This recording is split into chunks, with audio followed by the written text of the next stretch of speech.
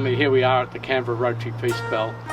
This monument was created by the Rotary Club of Canberra Bellygriffin as a place for peace, for people to contemplate and think about peace in the world. The first peace bell was donated to the United Nations in 1954 by Chiyoji Nagagawa, a former Japanese soldier. He decided war was bad and peace would be better, and he used coins melted down from the United Nations to create the first peace bell, just as there are coins included with this bell here. We hope that you'll be able to have the opportunity personally to ring the peace bell. It is a place where many important ceremonies have been held, including the Vigil for Christchurch, ringings against domestic violence, and of course we ring the bell to remember Hiroshima and Nagasaki. And I'll just leave you with this thought: how must have Professor Sir Mark Oliphant felt about his work on the atomic bomb? Was it good, or was it something else?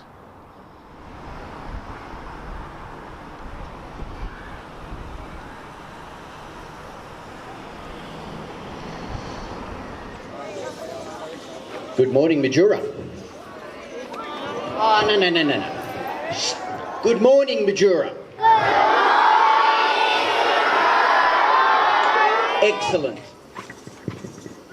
The Peace Pole program, which had its beginnings after the Second World War in 1955, was developed by World Peace Prayer social founder Masahisa Goy. There are now more than 250,000 peace poles standing in 200 countries around the globe, symbolising the common wish for a world at peace.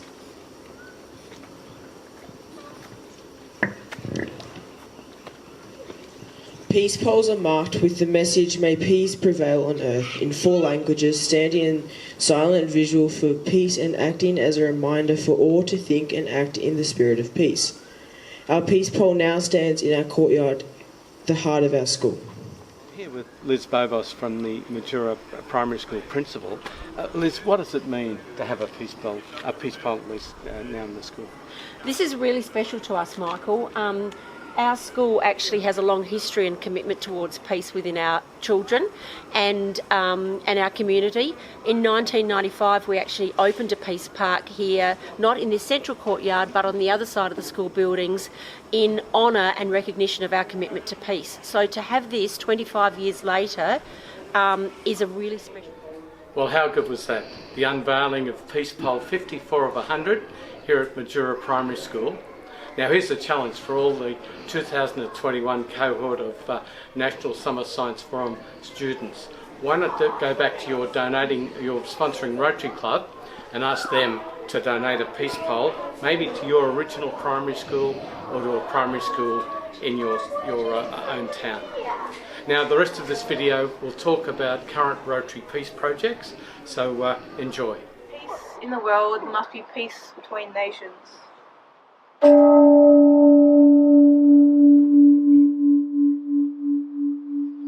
If there is to be peace between nations, there must be peace in the cities. If there is to be peace in the cities, there must be peace between neighbours.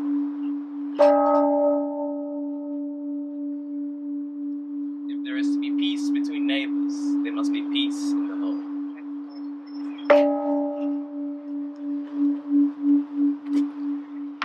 If there is to be peace in the home, there must be peace in the heart.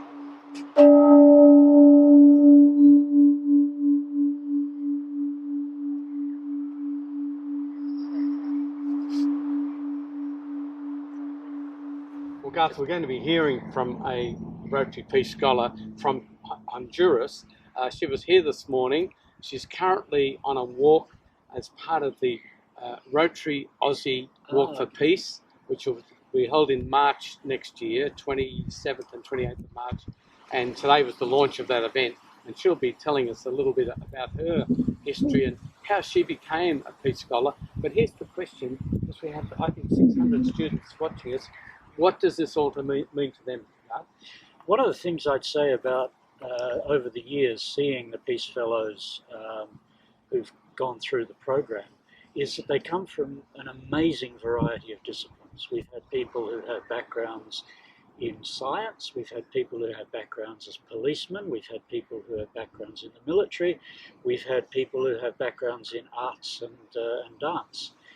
And all of them have different ways of bringing their specialties to bear on issues of peace and conflict resolution.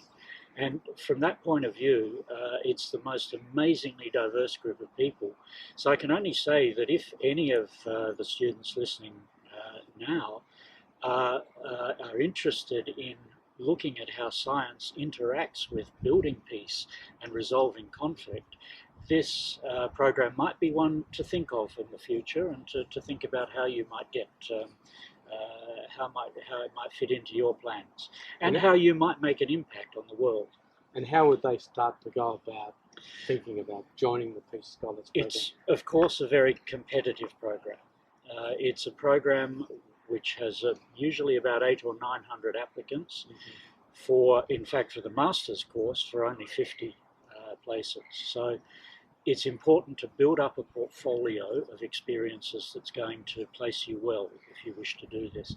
That always has to involve significant experience in peace and conflict work, usually working as a volunteer or other basis with NGOs. Sometimes many people have worked in the refugee space, but I'm sure that there are also examples where we have people working in science, perhaps on issues like the impact of climate change on peace and conflict. And so any experience you can get, perhaps as a volunteer, perhaps as an intern, that brings together your interests with peace and conflict would be a great way to start. I'd suggest too, don't rush it. Many of the people going into this have several years of experience. It's perhaps something to keep in your mind for 6 or 7 years out and work towards. And of course, you've got plenty of other options. So many people apply for the Peace Fellows program and are only accepted on their second, third, or sometimes even fourth time. Okay, so, and I guess attending the National Summer Science Forum would be a great start to develop the CV. Fantastic start. And of course what you need to do then is to round that out by looking at the sorts of issues that our world faces today. I think we've always got climate change, but it's very clear that now pandemic control is another one which has huge implications for peace and conflict. I think we're very focused on the impact of COVID on our society at the moment.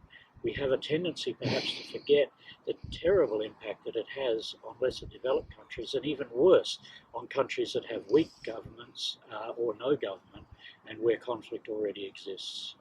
Okay, so don't take our word for it. Let's hear from a real life current peace scholar. So here we are with Ellie from Honduras, and Ellie is a Rotary Peace Scholar based in Brisbane, but currently studying in Canberra. Ellie, how did this all come about? Well, the Rotary Foundation provides us fellowship for studying peace and conflict studies. So if you are interested in doing a good cause in your community, what better than having a network of Rotary and studying in one of the best places as Australia. And it counts with 5 universities, 5 peace centers. And the process is a long year that you applied and you are interviewed. But later on, when you are selected, it's very rewarding to be here and be able to be part of Rotary and doing like better things for our community. And what's your specialty area? And I have a specialized in security and women's rights.